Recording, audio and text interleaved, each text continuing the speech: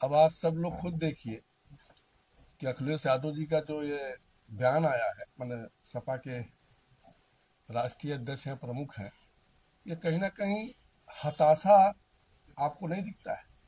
ये हताशा का प्रतीक है, क्योंकि 11 साल में हमारी दिल्ली की सरकार, लगभग 9 साल में हमारी उत्तर प्रदेश की सरकार जिस प्रकार से आम गरीब किसान महिलाओं का उत्थान किया है, उससे कहीं ना कहीं उनको ये हताशा का प्रतीक हो रहा है। क्योंकि अगर आप देखें तो भारतीय जनता पार्टी सर समाज की पार्टी है और बिना किसी भेदभाव के काम करती है।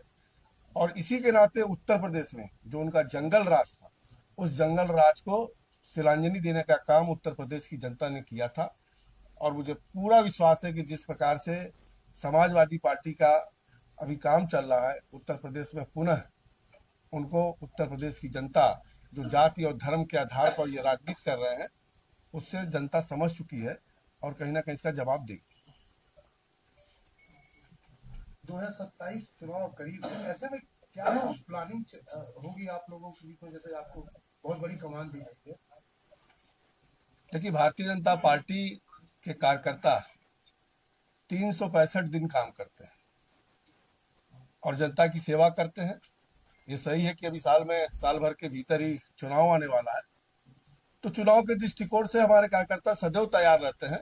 और जहां तक रणनीति की बात है, अभी थोड़ा समय है, रणनीति भी आप सबको पता चलेगा। सरकार और संगठन में सब कुछ अच्छा चल रहा है ना अध्यक्ष जी?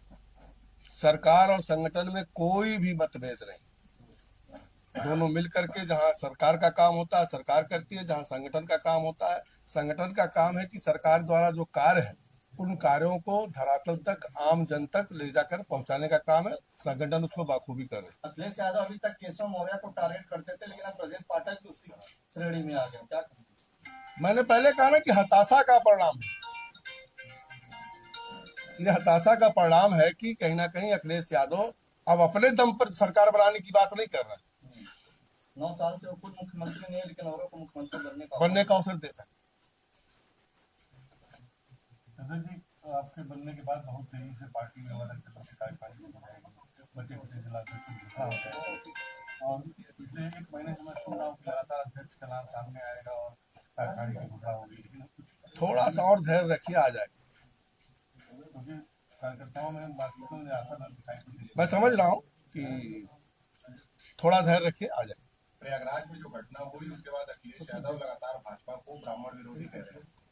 आपको लगता है क्योंकि आपके ट्वीट के बाद ये तमाम जो है सवाल खड़े हुए थे और आप ही के तमाम विधायक एकजुट होकर आप ही के खिलाफ तमाम चीजों को कहा था, क्या आपको लगता है? पहली बार प्रयागराज के विषय पे मेरा कोई ट्वीट नहीं हुआ। और जहाँ तक प्रयागराज का विषय, हमारे दल में सदैव सबको लेकर के चलने की परंपरा है, साधु संतों का हम सम्मान करते हैं और सरकार उस पर काम कर रही है। क्या आप ही के पार्टी में कोई ऐसा धड़ है जो आपसे मतलब सेटिस्फाइड नहीं है आपको एज ए प्रदेश अध्यक्ष देखकर?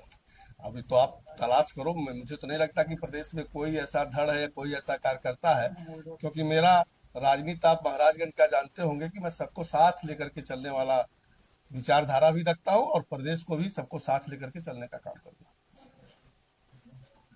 भारत में बड़े आतंकी हमले की साजिश नाकाम हुई है, फर्जी आधार कार्ड बनाने में छिपे थे आतंकी, इसको लेकर के क्या कुछ चल रहा है, किस तरह? देखिए, कानून अपना काम करती है, इस प्रकार की जो गतिविधियां करते हैं उसको सरकार सजा देती है। एसआईआर की प्रक्रिया खत्म हुई है, तमाम ये सवाल खड़े हो रहे हैं कि जो उन लोगों के वोट कटे हैं वो या तो भाजपा से जुड़े लोग थे, उनके खिलाफ अखिलेश यादव भी इस चीज को लगातार सवाल खड़ा कर रहे हैं।